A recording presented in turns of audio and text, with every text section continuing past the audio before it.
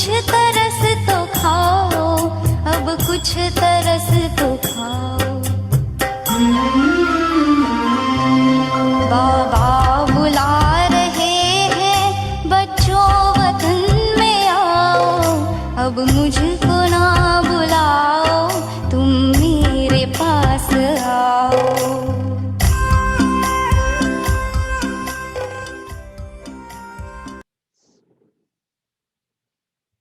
ओम शांति। आज 15 जुलाई 2021। बाबा के महावाक्य। मीठे बच्चे, तुम विकारों का दान दे दो तो राहु का ग्रहण उतर जाएगा, दे दान तो छूटे ग्रहण। प्रश्न, वृक्षपति बाप अपने भारतवासी बच्चों पर बृहस्पति की दशा बिठाने के लिए कौन सी स्मृति दिलाते हैं? उत्तर, हे भारतवासी बच्चों, तुम्हारा आदि सनातन देवी देवता धर्म अति श्रेष्ठ था। तुम सर्वगुण संपन्न, 16 कला संपूर्ण थे। तुम मुझ सागर के बच्चे काम चिता पर बैठ काले हो गए हो, ग्रहण लग गया है। अब मैं तुम्हें फिर से गोरा बनाने आया हूं। यह स्मृति आने से बृहस्पति की दशा बैठ जाती है। गीत ओम नमो शिवाय। ओम शांति। यह किसकी महिमा सुनी? बेहद के बाप की। ऊंचते ऊंच बाप परम पिता परमात्मा ही है। लौकिक बाप के लिए तो सब नहीं कहेंगे। बच्चे जानते हैं सब आत्माओं का पारलौकिक बाप वह है ऊंचते ऊंच। उनका नाम ही है शिव। बिगर नाम रूप के तो कोई चीज होती नहीं। इस समय सबको राहु का ग्रहण लगा हुआ है, इसलिए इनको आयरन एजेड वर्ल्ड कहा जाता है। दशाएं भी होती हैं। बृहस्पति की दशा, शुक्र की दशा। अब तुम्हारे ऊपर है बृहस्पति की दशा, जिसकी महिमा सुनी ऊंचते ऊंच भगवान शिव बाबा। उनका असूल नाम है शिव। बाकी किस्म किस्म के अनेक नाम रख दिए हैं। असूल नाम है शिव बाबा। बाप समझाते हैं, मैं बीज रूप चैतन्य हूं।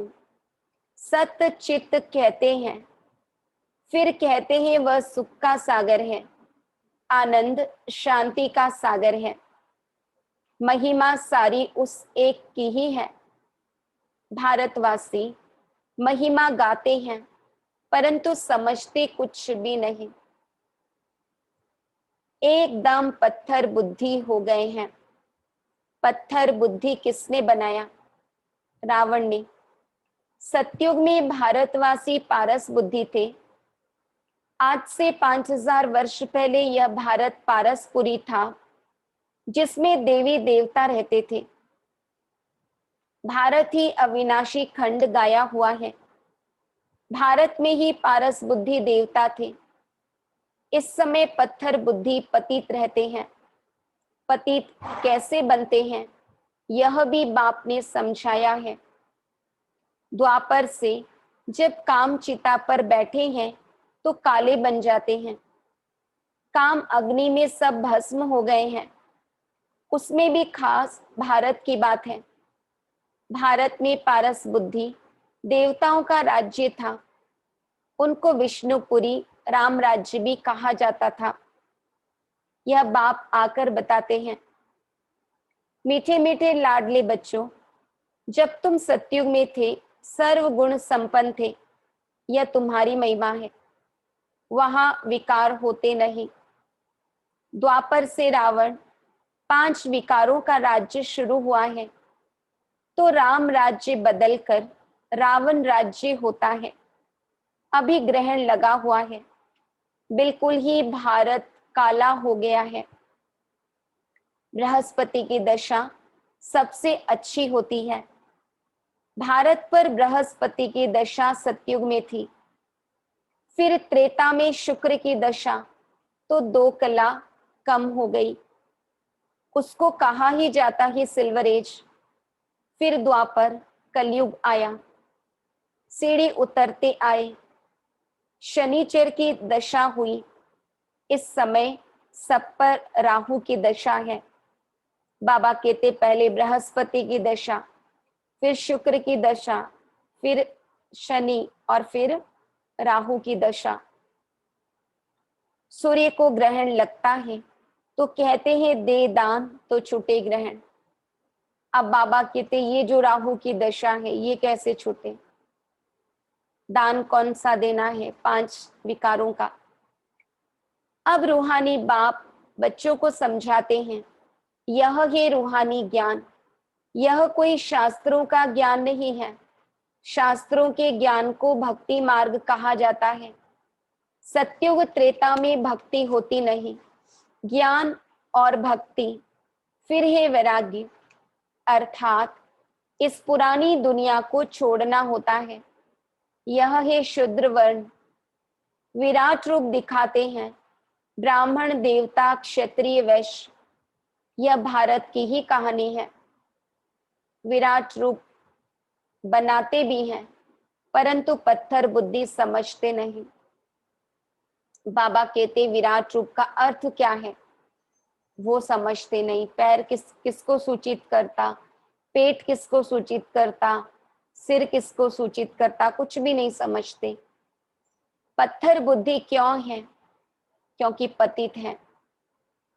भारतवासी ही पारस बुद्धि थे, संपूर्ण निर्विकारी थे।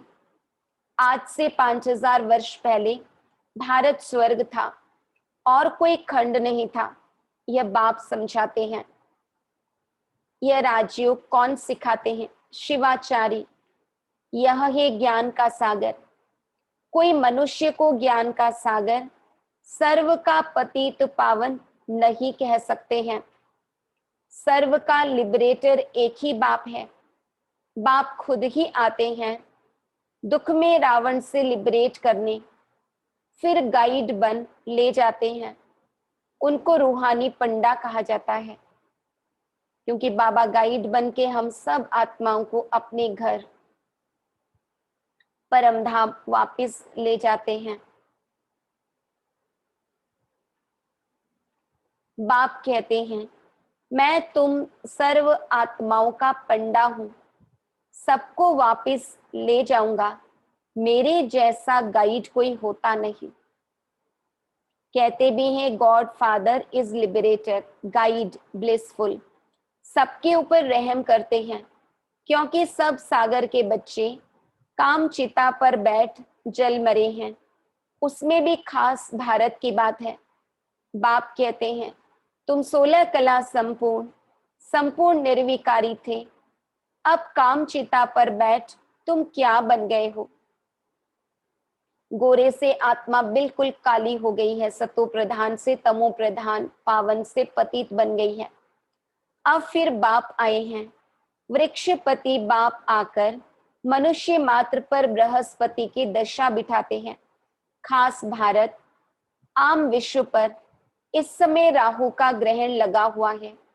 बाप कहते हैं मैं ही आकर भारत की खास दुनिया की आम गति सदगति करता हूं। तुम यहाँ आए ही हो पारस बुद्धि बनने। मोस्ट बिलेवेड बाप हुआ सब आशिकों का माशुक, एक ही है। सब नेशन में लिंग जरूर बनाते हैं, क्योंकि सबका बाप है ना। बाबा कहती ये लिंग रूप से पूजा लगभग सभी देशों में है। शिव के मंदिर भारत में बहुत हैं, जिसको शिवालय कहते हैं, रहने का स्थान। सतयुग में है देवी देवता धर्म के मनुष्य, परंतु वह धर्म कब था, उन्हों का राज्य कब था, यह पता नहीं है। सतयुग की आयु लंबी लिख दी है। तो बाबा कहते शिव के मंदिर भारत में बहुत हैं, जिसको शिवालय कहते हैं, रहने का स्थान। सतयुग में है देवी देवता धर्म के मनुष्य, परंतु वह धर्म कब था, उन्होंने राज्य कब था, यह पता नहीं है। सतयुग की आयु लंबी लिख दी है। बाप बैठ समझाते हैं, तुम्हारे ऊपर अब बृहस्पति की दशा बैठ रही है 21 जन्मों के लिए। वृक्षपति है ज्ञान का सागर, पतित पावन जिसको सब पुकारते हैं। तुम मात पिता हम बालक तेरे, सब उनकी महिमा करते हैं। बरोबर सतयुग त्रेता में सुख घनेरे थे, जबकि बाप हेवनली गॉड फादर है, स्वर्ग का रचयिता है, तो जरूर हम भी स्वर्ग में होने चाहिए। बाप समझाते हैं, तुम सब स्वर्गवासी थे, अब नरकवासी बने हो। भारत का ही आदि सनातन देवी देवता धर्म है, जैसे क्रिश्चियन धर्म के हैं, वह क्रिश्चियन धर्म के ही चले आते हैं। बाप कहते हैं, तुम देवी देवता धर्म वाले अपने धर्म को क्यों भूल गए हो, जबकि तुम देवी देवता धर्म के थे। बाप स्मृति दिलाते हैं, तुम्हारा सबसे श्रेष्ठ धर्म कर्म था, अभी तुम नीच पापी कंगाल बन गए हो। तुम हो ही देवताओं के पुजारी, फिर अपने को हिंदू क्यों कहलाते हो। भारत का यह क्या हाल हो गया है, जो देवता धर्म के हैं वह विकारी बनने के कारण अपने को देवता कहलाते नहीं। बाप कहते हैं, अभी इस पतित दुनिया का अंत है, महाभारत लड़ाई भी खड़ी है। भगवानुवाच, हम तुमको सतयुग के लिए राजयोग सिखाता हूँ। भगवान तो एक ही है, हम उनके बच्चे सालिग्राम हैं। बाप कहते हैं, तुम जो पूज्य थे वही पुजारी भगत बन गए हो, अब फिर ज्ञान लेते हो पूज्य देवता बनने के लिए, फिर द्वापर से पूज्य सो पुजारी बन जाएंगे। तुम पूरे 84 जन्म लेते हो, जिन्होंने 84 जन्म लिए हैं वही आकर ब्रह्मा कुमार कुमारी बनेंगे। ब्रह्मा द्वारा आदि सनातन धर्म की स्थापना, यह भी गाया हुआ है। प्रजापिता है तो बहुत बच्चे भी होंगे, वह तो जरूर यहाँ ही चाहिए, क्योंकि प्रजा तो यहाँ ही हो सकती है। कितनी ढेर प्रजा है, इन ब्राह्मणों को ही फिर देवता बनना है। बाप आकर शूद्र से बदल ब्राह्मण धर्म की स्थापना करते हैं। इस संगम युग पर ही आदि सनातन देवी देवता धर्म की स्थापना होती है। यह ही कल्याणकारी संगम युग, इस लड़ाई को ही कल्याणकारी कहा जाता है। इस विनाश के बाद ही फिर स्वर्ग के गेट खुलते हैं। तुम यहाँ आए हो स्वर्गवासी बनने व विष्णुपुरी में चलने। तुम बच्चों पर अब अविनाशी बृहस्पति की दशा है।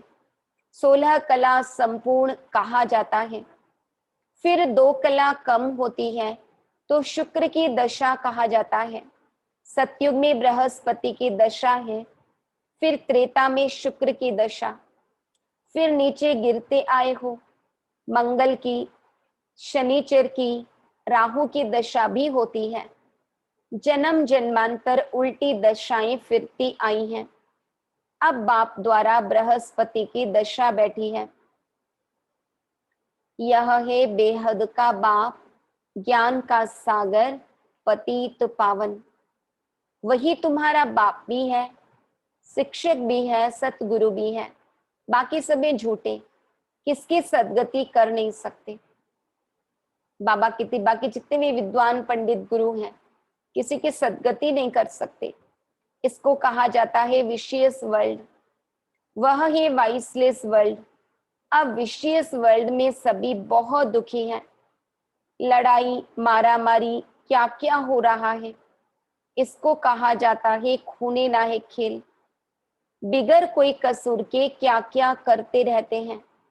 एक ही बॉम्ब ऐसा गिराएंगे जो झट सारे खलास हो जाएं। यह वही संगम युग का समय है। तुम देवताओं के लिए फिर नई दुनिया चाहिए। तो अब आप कहते हैं मीठे मीठे बच्चे मन मना भव। यह कौन से बाप ने कहा? शिव बाबा ने। वह तो है निराकार। यूं निराकार तो तुम भी हो, परंतु तुम पुनर्जन्म में आते हो, मैं नहीं आता हूं। इस समय सब पतित हैं, एक भी पावन नहीं। पतित बनना ही है, सतो रजो तमो में उतरना पड़े। इस समय सारा झाड़ जर्जरीभूत अवस्था को पाया हुआ है। दुनिया बिल्कुल पुरानी हो गई है। बाबा कहते वृक्ष बिल्कुल जर्जरीभूत सड़ा हुआ हो गया है। अब फिर से उनको नया बनाना पड़े। पति दुनिया में देखो मनुष्य कितने हैं, पावन दुनिया में बहुत थोड़े राज्य करते हैं। एक ही धर्म था और कोई धर्म नहीं था। भारत को ही हेवन कहा जाता है। गाया जाता है घट ही में सूर्य, घट ही में चंद्रमा। सतयुग में 9 लाख होंगे, पीछे फिर वृद्धि होती है। पहले बहुत छोटा फूलों का झाड़ होता है, कांटों का कितना बड़ा फॉरेस्ट है। बगीचा हमेशा छोटा होता है और जंगल बहुत बड़े बड़े होते हैं। दिल्ली में मुगल गार्डन देखो कितना अच्छा है, उससे बड़ा कोई गार्डन नहीं। फॉरेस्ट देखो कितना बड़ा होता है। सतयुगी गार्डन भी बहुत छोटा है। सतयुग को अल्लाह का बगीचा कहते हैं। तो बाबा कहते बगीचा छोटा है, छोटा इन द सेंस आबादी कम होती है। फिर वृद्धि को पाते पाते बड़ा होता जाता है। अभी तो कांटों का जंगल हो गया है। रावण के आने से कांटे बन जाते हैं। यह है कांटों का जंगल। आपस में लड़ते हैं तो एक दो को मारते हैं। कितना क्रोध है, बंदर से भी बदतर कहा जाता है। तो बाप कहते हैं मेरे लाडले बच्चे, तुम्हारे ऊपर अभी वृक्षपति की दशा है। अब दे दान तो छुटे ग्रहण। संपूर्ण निर्विकारी अब यहाँ बनना है। फिर यह शरीर छोड़ जाकर शिवालय में आ जाएंगे। शिवालय में बहुत सुख होता है। देवी देवताओं का राज्य है। सतयुग को कहा जाता है शिवालय, कलयुग को कहा जाता है वैश्यालय।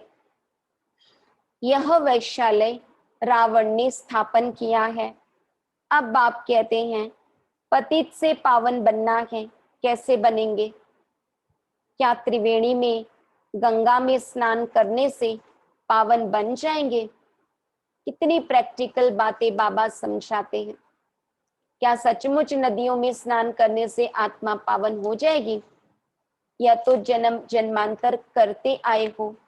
करोड़ों मनुष्य जाकर स्नान करते हैं।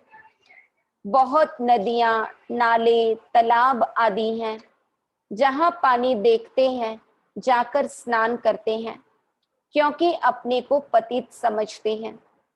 अब पारसनाथ तुम्हारी पारस बुद्धि बना रहे हैं।